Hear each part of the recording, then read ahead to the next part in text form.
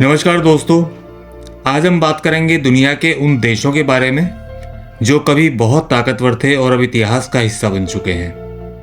क्या आप इनके नाम जानते हैं? आइए आपको बताते हैं, लेकिन शुरू करने से पहले हमारे चैनल मास्टर स्ट्रोक को लाइक और सब्सक्राइब करना मत भूलिए, ताकि इसी तरह की अहम जानकारियां आपको लगातार मिलती रहें। तो आइए शुरू करते हैं। दोस्तों, दुनिया का नक्शा हमेशा एक जैसा नहीं रहा। इतिहास के अलग अलग दौर में कई साम्राज्य उभरे, फले फूले और फिर मिट गए। कभी एशिया से यूरोप तक शासन करने वाले ये देश अब सिर्फ इतिहास बन चुके हैं और अब सिर्फ इतिहास की किताबों में इनका नाम दर्ज है। समय समय पर साम्राज्यों ने जन्म लिया, विस्तार किया और फिर वाहवाही के साथ इतिहास के पन्नों में समा गए। उन सभी देशों पर एक नज़र डालते हैं जिनका नाम आज अस्तित्व में नहीं है, यानी वो देश जो एक समय में मौजूद थे मगर सिर्फ इतिहास की किताबों में और पुराने मानचित्रों में इस वक्त उनकी यादें बची हैं। इनमें सबसे पहला है सोवियत संघ। सोवियत संघ 20वीं सदी में विश्व की सबसे बड़ी ताकत थी। विशेषकर द्वितीय विश्व युद्ध के बाद आर्थिक और राजनीतिक कारणों से यह 1991 में टूट गया और इसके कई हिस्से स्वतंत्र देशों में बदल गए।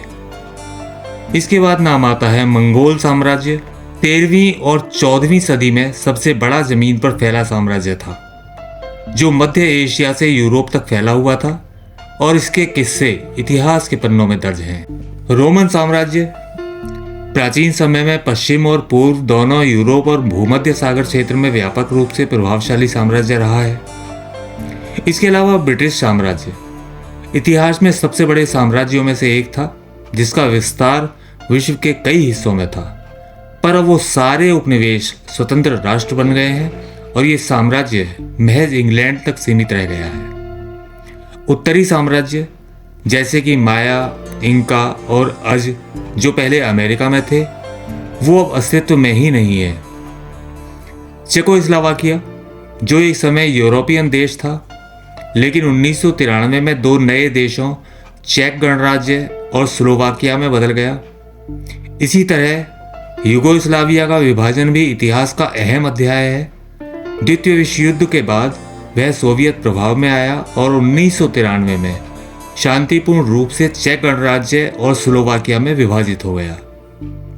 इसी तरह एबिसिनिया, आज के इथियोपिया का पुराना नाम था। यह पूर्व आधुनिक काल में एक मजबूत राष्ट्र था, लेकिन समय के साथ नाम बदला और संरचना बदल गई।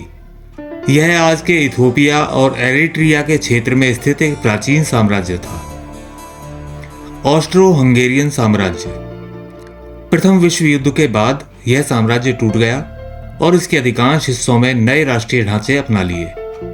16वीं शताब्दी में ऑटोमन साम्राज्य के हमलों के बाद हंगरी 3 हिस्सों में बंट गया। हंगरी लंबे समय तक यूरोप के प्रमुख राज्यों में था। सीलोन, यह आज के श्रीलंका का पुराना नाम था।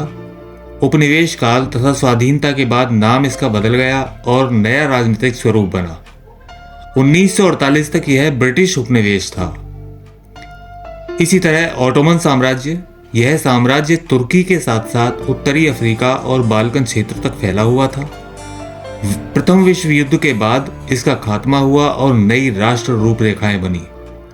इस साम्राज्य के क्षेत्र में मध्य पूर्व, उत्तरी अफ्रीका और यूरोप के कुछ हिस्से शामिल थे।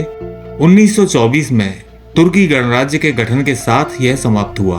प्रूशिया, यह पश्चिमी यूरोप का एक प्रभावशाली राज्य था, जिसने जर्मनी के एकीकरण में प्रमुख भूमिका निभाई थी।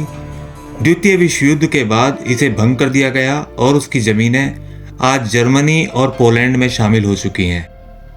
इनके अतिरिक्त भी कई ऐसे राज्य हैं, जैसे रोडेशिया, जो आज के जिम्बाब्वे का हिस्सा बन चुका है। यह दक्षिणी अफ्रीका में ब्रिटिश औपनिवेश काल का एक राष्ट्र था। 1980 में इसका नाम बदला गया और जिम्बाब्वे बन गया। सियाम, जो अब थाईलैंड के नाम से जाना जाता है, जिसका आधिकारिक नाम 1939 में बदलकर थाईलैंड किया गया। यह एक शक्तिशाली साम्राज्य था जिसने यूरोपीय उपनिवेशवादियों से अपने राज्य की स्वतंत्रता बचाई। ये देश और साम्राज्य कभी अपनी सैन्य, आर्थिक और सांस्कृतिक ताकत के लिए जाने जाते थे, पर समय, युद्ध, आंतरिक संघर्ष और राजनीतिक बदलावों के कारण अब केवल इतिहास के पन्नों में है। तो दोस्तों, आपको कैसा लगा आज का एपिसोड? कमेंट बॉक्स में कमेंट करके जरूर बताइए। और हाँ, हमारे चैनल को लाइक और सब्सक्राइब करना मत भूलिए। नमस्कार।